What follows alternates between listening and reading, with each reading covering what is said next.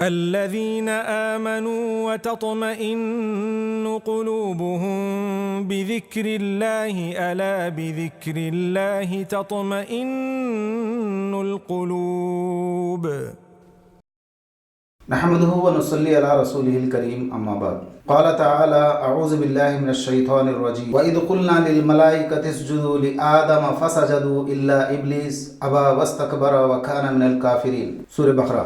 آج کا عنوان ہے آدم علیہ السلام کو اللہ تبارک و تعالیٰ نے جب پیدا فرمایا تو فرشتوں کو حکم ہوا کہ سجدہ کریں۔ یہ سجدہ کیا تھا؟ ایک سجدہ سجدہ تعظیمی ہوتا ہے، ایک سجدہ سجدہ عبادت ہوتا ہے۔ سجدہ تعظیمی پہلے اس کی اجازت تھی، جائز تھا، اور اس کے بعد اللہ تبارک و تعالیٰ نے اس سجدہ تعظیمی کو بھی حرام قرار دیے ہیں۔ دین محمدیہ میں آپ صلی اللہ علیہ وسلم کی دین میں آج سجدہ تعظیمی بھی جائز نہیں ہے۔ اسی طرح حضرت یوسف علیہ السلام کے بھائیوں نے بھی، ماں باپ نے بھی یوسف علیہ السلام کو سجدہ کیا تھا، اور وہ بھی سجدہ تعظیمی تھا جو پہلے جائز تھا، آج جائز نہیں ہے۔ اللہ تبارک و تعالیٰ نے آدم علیہ السلام کو فرشتوں پر اور شیطان پر فضیلت بخشتے ہوئے سجدے کا حکم دیا تھا، کیونکہ علم عطا فرمایا تھا اور قیامت تک کے لیے اللہ تبارک و تعالیٰ بتلانا چاہتے تھے۔ نور سے پیدا ہونے والے فرشتے، آگ سے پیدا ہونے والے جنات پر، مٹی سے پیدا ہونے والے بندوں کو، انسانوں کو ہم نے فضیلت بخشی۔ وَلَقَدْ كَرَّمْنَا بَنِي آدم، آدم کی اولاد کو ہم نے فضیلت بخشی۔ 1,24,000 کم و بیش انبیاء علیہ السلام کو اللہ تعالیٰ نے انہی انسانوں میں سے پیدا فرمایا۔ اللہ تعالیٰ ایک فضیلت و بزرگی دینا چاہتے تھے۔ اللہ تعالیٰ کے علم میں ہے انی اعلم ما لا تعلمون، اللہ بہتر جانتے ہیں، اور اللہ تعالیٰ کہتے ہیں کہ تم نہیں جانتے۔ اللہ تعالیٰ نے آدم علیہ السلام کو روح پھونکنے کے بعد جب حکم فرمایا، لیکن فرشتوں نے سجدہ کیا، شیطان نے انکار کر دیا۔ انکار کا نتیجہ یہ ہوا کہ اللہ تبارک و تعالیٰ اس کو ذلیل و خوار بنا دیے، اور پھر اللہ تبارک و تعالیٰ نے اسے لعین بنا کر، لعنت بھیج کر، پھر اللہ تعالیٰ نے اسے زمین میں اتار دیے۔ دوسری جگہ اللہ تعالیٰ فرماتے ہیں پورے فرشتوں نے سجدہ کیا لیکن ابلیس نے سجدہ نہیں کیا، اور سجدہ کرنے والوں کے ساتھ نہیں رہا، یہاں تک کہ اللہ تبارک و تعالیٰ نے اس کو ابلیس بنا دیا، اور ابلیس کا لقب اس کو ملا۔ اللہ تعالیٰ سوال کرتے ہیں قرآن مجید میں، اللہ تعالیٰ پوچھتے ہیں ما منعک اللہ تسجد اذ امرتک، سورہ اعراف میں اللہ فرماتے ہیں جبکہ میں نے تجھ کو حکم دیا تھا، کیوں تو نے سجدہ نہیں کیا؟ میں نے یہ حکم دیا تھا کہ سجدہ کرو، میرے حکم کو تو نے کیوں انکار کیا؟ شیطان کی سوچ یہاں تک تھی۔ حکم کس کا تھا شیطان نے وہ نہیں دیکھا۔ اس کا جواب سنیے، اس کا جواب یہ تھا انا خیر منہ خلقتنی من نار وخلقتہ من طین۔ اس کا جواب یہ تھا انا خیر منہ، میں اس سے بہتر ہوں۔ لیکن اس نے یہ نہیں سوچا کہ یہ حکم کرنے والے کون ہیں؟ خالق کائنات ہیں، رب السماوات والارض ہیں، وسیع کرسی السماوات والارض ہیں۔ رب، مالک، آقا نے جب حکم کیا تو حکم کو پورا کرنا چاہیے تھا، لیکن اس نے اپنے بارے میں سوچا کہ انا خیر منہ خلقتنی من نار وخلقتہ من طین، مجھ کو اے اللہ آپ نے آگ سے بنایا اور اس کو مٹی سے۔ آگ کی طاقت ہے کہ اوپر جائے، اور مٹی کی طاقت ہے پانی میں ڈالو نیچے جائے، اور مرتبے میں، فضیلت میں، بزرگی میں آدم علیہ السلام سے بھی بڑھ کر میں ہوں، اور اپنے آپ کو فضیلت، بزرگی سمجھنے والا، اپنے آپ کو بزرگ سمجھنے والا، اپنے آپ کا مرتبہ میں اپنے آپ کو بڑا سمجھنے والا، وہ ایک شیطانی فطرت تھی اور شیطانی سوچ تھی، اور ایک کافرانہ سوچ تھی۔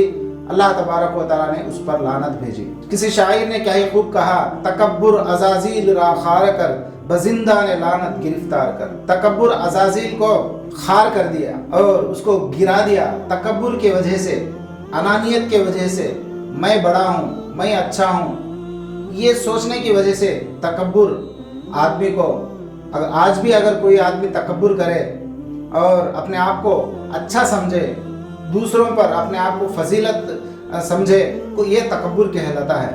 حدیث پاک میں ہے، نبی کریم صلی اللہ علیہ وسلم نے فرمایا تکبر سے اگر کوئی کپڑا بھی نیچے لٹکاتا ہے، ٹخنے سے نیچے پہنتا ہے، تو وہ بھی تکبر کہلاتا ہے، اور یہ تکبر اللہ تبارک و تعالیٰ کو پسند نہیں ہے۔ حدیث پاک میں ہے، نبی کریم صلی اللہ علیہ وسلم نے فرمایا الکبریاء ردائی، تکبر میری چادر ہے، اگر تکبر کرو گے تو وہ میری چادر چھیننے کی برابر ہے۔ تکبر مجھے پسند نہیں ہے، تکبر اللہ تبارک و تعالیٰ ہی کا حق ہے۔ انسان تو مٹی سے پیدا ہوا، گندے پانی سے، نطفے سے پیدا ہوا، تو انسان اللہ تبارک و تعالیٰ کے سامنے عاجزی کے ساتھ رہنا چاہیے۔ جتنا آدمی عاجزی کے ساتھ رہے گا اللہ تبارک و تعالیٰ اس انسان کو اتنا اونچا کریں گے۔ نہد شاخ پرمے و سربر زمین، اللہ تبارک و تعالیٰ ہمیں توفیق عطا فرمائے۔ تکبر سے اللہ تعالیٰ ہمیں پرہیز کرنے کی توفیق عطا فرمائے۔ اللہ تبارک و تعالیٰ آدم علیہ السلام کے مقابلے میں شیطان کو ذلیل کیا، کیونکہ اللہ تبارک و تعالیٰ کے حکم کو اس نے انکار کیا اور فرشتوں سے وہ الگ ہوا۔ اور پھر آدم علیہ السلام کو اللہ تبارک و تعالیٰ نے اکیلا گھومتا ہوا پھرتا ہوا دیکھا۔ آدم علیہ السلام اکیلے رہے، یہاں تک کہ آدم علیہ السلام کے اکیلا پن کو محسوس کر کے اللہ تبارک و تعالیٰ نے سوتے ہوئے حالت میں آدم علیہ السلام کے بائیں پسلی سے ایک پسلی نکال کر پھر اللہ تبارک و تعالیٰ نے اسی بائیں پسلی سے حضرت حوا علیہ السلام کو پیدا فرمایا۔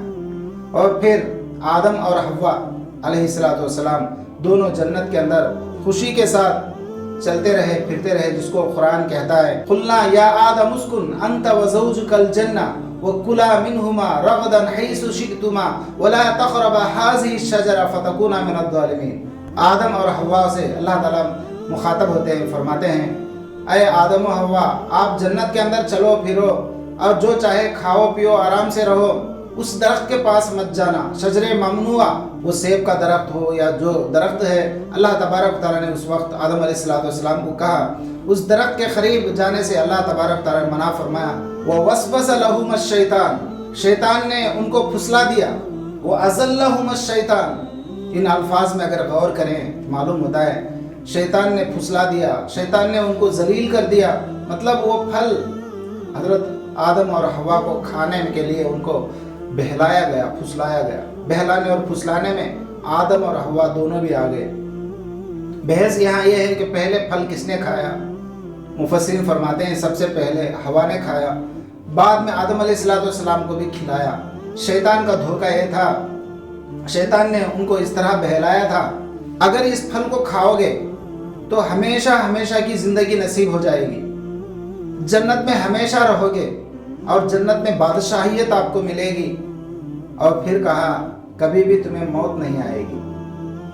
تو پھر یہ تین چیزیں کھول کر ان کے سمجھ میں آنے کے لیے شیطان نے بہت سارے ہیلے بہانے بتا کر جب پھسلا کر وَوَسْوَسَ لَهُمَا الشَّيْطَانُ، جب ان کو پھسلا کر شیطان نے وہ پھل کھلا دیا تو آدم اور حوا کے کپڑے بدن سے نکل گئے اور استنجا کی حاجت انہیں محسوس ہونے لگی۔ جب شرما کر آدم علیہ السلام بھاگنے لگے، اللہ تعالیٰ پوچھتے ہیں کہ اے آدم ہم سے کہاں بھاگ رہے ہو؟ جواب دیتے ہیں اللہ شرم آ رہی ہے کہ تیرے اس پاکیزہ جنت کے اندر میں کس طرح آپ کے سامنے ننگا رہوں اور مجھے قضائے حاجت بھی ہے۔ استنجا کی تقاضے بھی شروع ہوئے تو پھر اللہ تبارک تعالیٰ نے کہا کہ تم سب یہاں سے اتر جاؤ، میری جنت سے نکل جاؤ۔ تو پھر اللہ تبارک و تعالیٰ نے آدم علیہ السلام کو جنت سے جب دنیا میں بھیج دیے تو پھر آدم علیہ السلام اس دنیا کے اندر آئے تو سری لنکا میں حضرت آدم علیہ السلام اترتے ہیں، حضرت حوا علیہ السلام جدہ میں اترتے ہیں، اور پھر آدم علیہ السلام اور حوا علیہ السلام ایک لمبے مدت کے بعد اللہ تبارک و تعالیٰ سے توبہ اختیار کرنے کے بعد پھر ان کی ملاقات ہوتی ہے۔ تفصیلی گفتگو انشاءاللہ آئندہ کریں گے۔